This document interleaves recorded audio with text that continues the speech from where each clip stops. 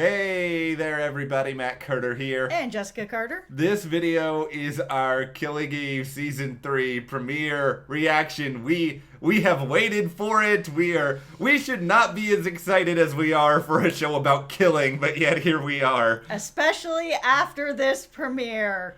Happy Easter, everyone. There's a dead body and it is someone you're supposed to care about. Congratulations. It is somebody I care about. I know. We will talk everything through. Obvious spoiler alert if you have not seen it. I mean, granted, I've already spoiled someone's dead, but we haven't said who. It's not Eve. Don't worry about that. But anyway, if you guys do like this discussion, remember to give us a like, subscribe, and ring that notification bell.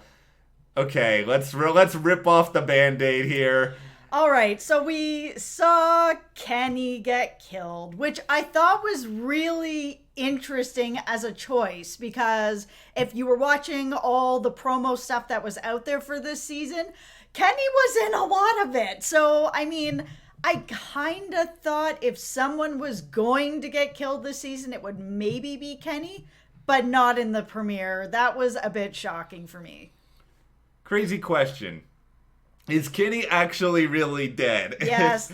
Well, you know, the Eve was shot and left for dead in some ruins at the end of season 2, and now she's making food in a restaurant, so... Absolutely, but he was dropped, it seemed, off the top of the building, and when she looked up, that building was pretty high, so if he's not dead, he might as well be. I think he's probably dead, and I'll give my big explanation why here, in that... In killing, this is almost one of those sort of things that feels like it's out of like a fantasy novel where if you are going to cheat death, someone else must die in your place. And I sort of feel like if they're going to actually have Eve survive what happens, they had to sort of kill somebody else off. Otherwise, it would sort of look like, okay, no one can actually really die on this show who you care about. Yeah, and Kenny really is the perfect person. I say that as someone who really liked Kenny. I mean, he was kind of a bridge in a lot of ways for the team, for Eve, for Carolyn, who are no longer speaking at all after everything that happened. And because Kenny is obviously close with Eve in a lot of ways, is Carolyn's son, with him being gone, I mean... We're looking at a possibility now of not only Eve getting back into searching out the 12 and everything that's going on with them, even though that was a pretty clear message to not look into the 12 anymore, that I think, you know, this death might bring Carolyn working with Eve again, but this time maybe off the books. Yeah, I think if there's one thing we know about Eve, it's that listening isn't really her strong suit when it comes to what other people tell her to do. No, but now she already had some skin in the game with this, but Kenny is someone she does really care about, so now that this has happened, she may be more interested in finding out what's going on, getting a little bit of revenge, trying to find a way to stop this. I mean, people she cares about are getting killed. I'm gonna miss the awkward Eve and Kenny scenes. I really felt like we had a full season's worth of potential of just like weird looks and conversations that they don't want to have. Now it is all gone. Yeah, I mean, even when he came to her flat and she was like, I don't want to talk about him, put her hand on his leg, and they had that moment where he just held her hand for a second. There's always a little bit of strangeness there, but there's also real caring there. So I just think that Kenny had to go to bring Eve back into this because nothing else was really going to bring Eve back into this. She was done. She was left for dead. She doesn't want anything to do with it anymore. There had to be something with real weight to it, and that's Kenny. Here's how far Eve was when it comes to being done with all of this.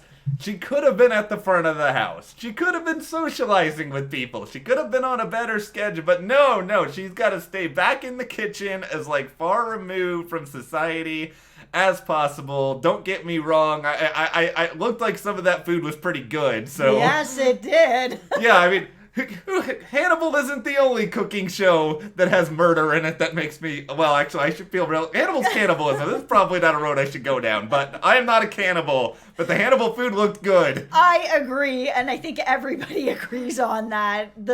I can't remember the name of the woman that created the food. Yeah, I don't remember either, but she was phenomenal. Oh my goodness, phenomenal. So, yeah, no, I mean, the same thing was happening. I saw Eve making it look like dumplings or pot stickers, and I was just like, all right. Yeah. I'm hungry now. Eve's got a good second career, but the problem here is that she's really, really good at the other career.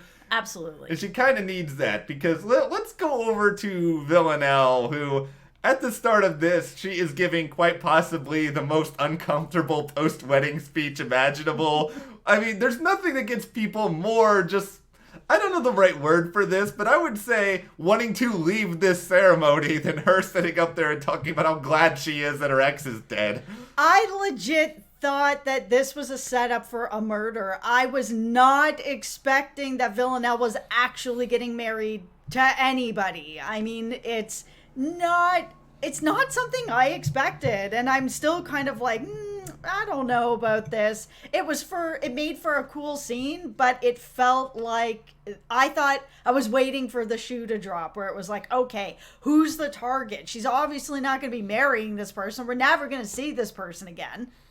I think it's just they have sort of willed us into thinking that every opening Villanelle sequence is her in some like different place with some weird cover, and she ends up like killing somebody or putting them in the doing the elevator trick, as I will call it. Yep. And no, that's not exactly what happened here. But we've already seen the previews. She's got like the clown outfit on at one point. We're gonna get some good ones coming in. We did have a good one in this one as well. So we did meet Dasha. Yeah.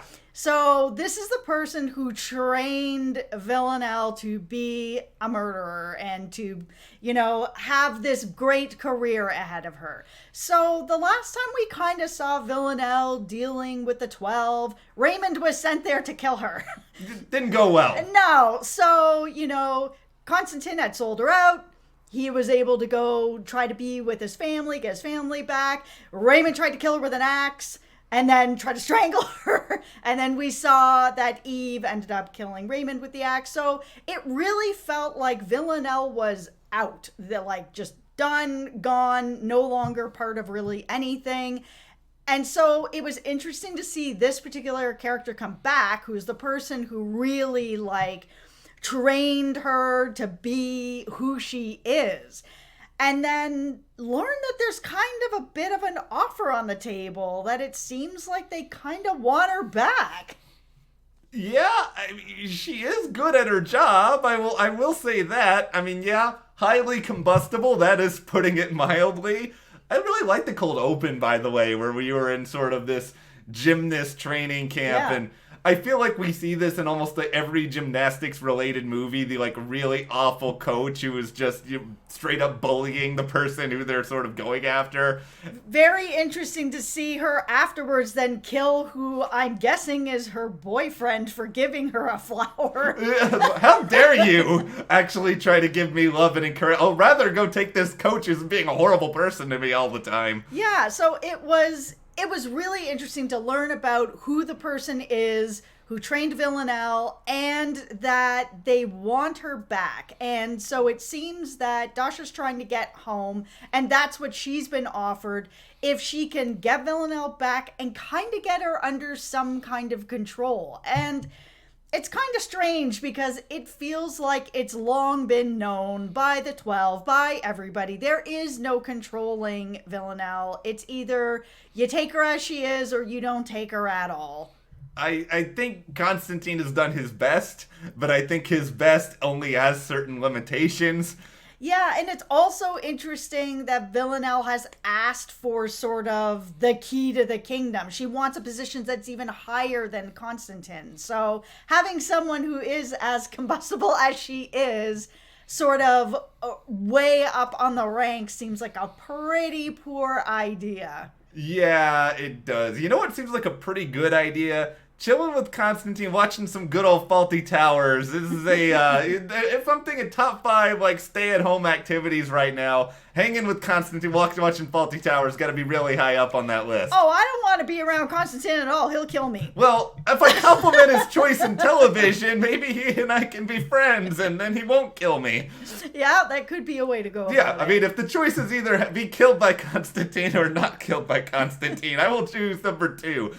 So it also looks like Carolyn, she's not being benched per se, but we saw this whole scene where they're basically like, you did this off the record, you did this off the books, you did this off the record. Also, you're charging all this stuff to the cafeteria. We're not having any of it. So we're bringing in this other guy. You think this other guy's going to end up dead? Because I do. I think there's 2 different possibilities here.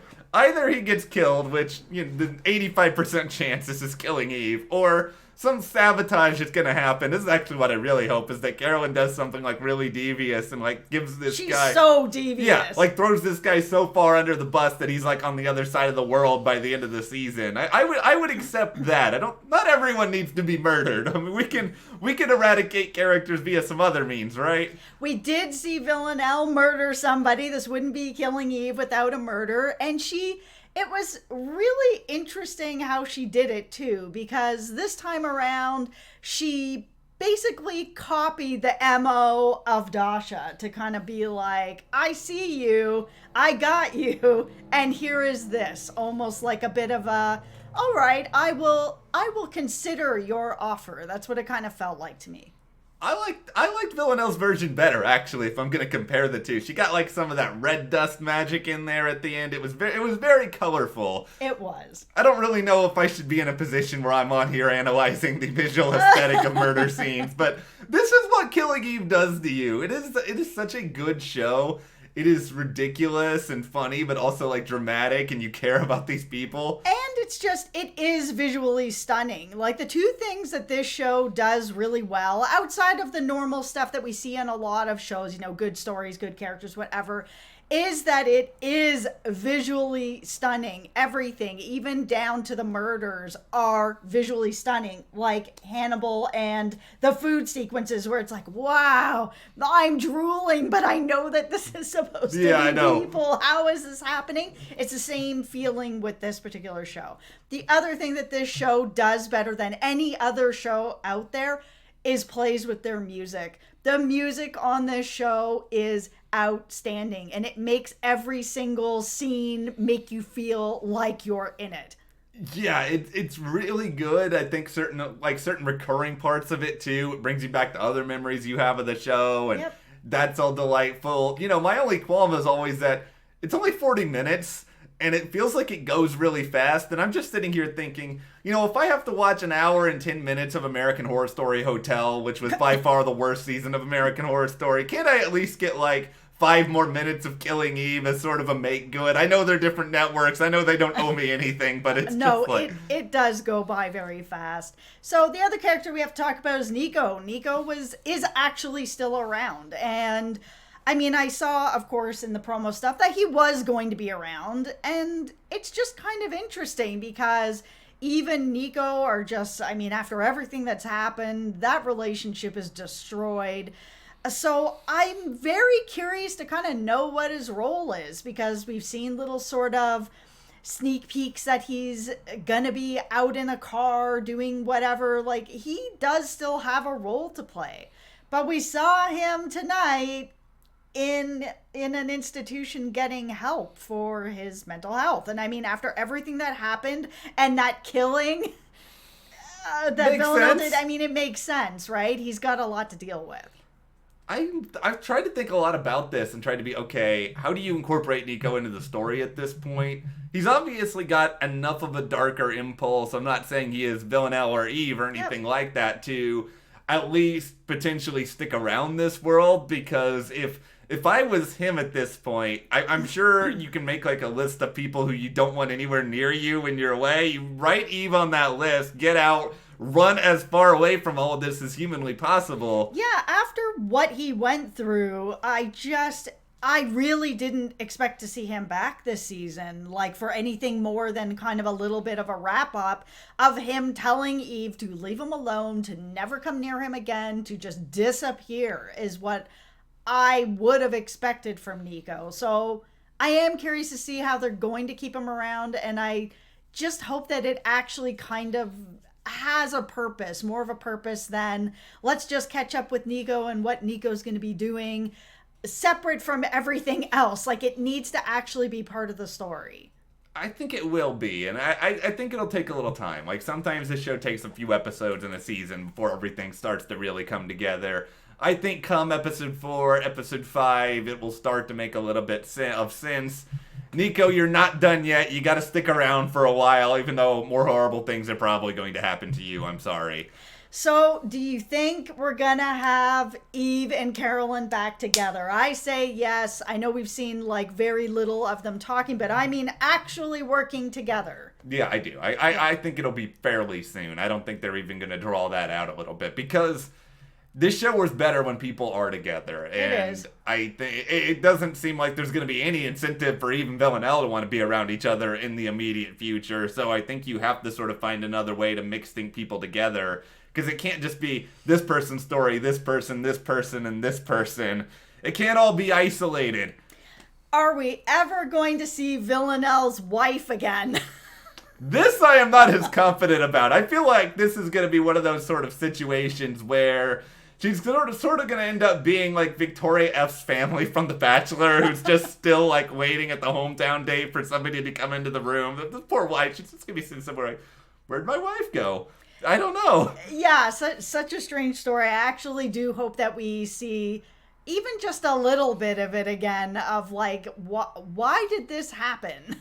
I don't know. I don't know if this is the Villanelle rebound. I don't know if this is, I just needed a distraction for a while. I have no idea, but I hope they explore this because it is so weird and ridiculous.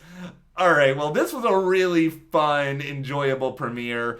Once again, I'm saying fun as a show about killing. I think this video... This premiere was so good. It was well worth the wait. I think we've learned a lot about us through this viewing and discussion of Killing Eve. But anyway, what did you guys think about the Season 3 premiere? Where do you want to see it go from here? Share in the comments. And if you do like this video, remember to give us a like, subscribe, and you can support us further by checking the link in the description to the store. And we'll see you here next time.